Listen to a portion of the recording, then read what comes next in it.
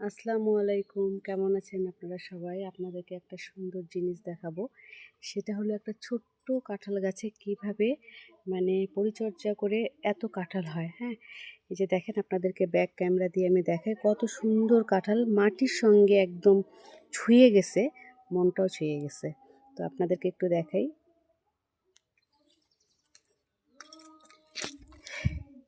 এই যে দেখেন, দেখছেন?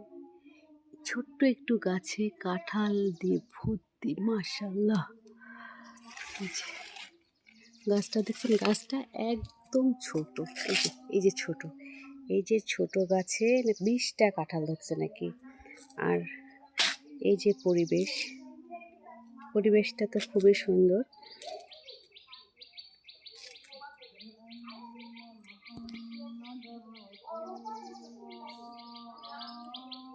আমার তো খুব ভালো লাগছে জায়গাটা।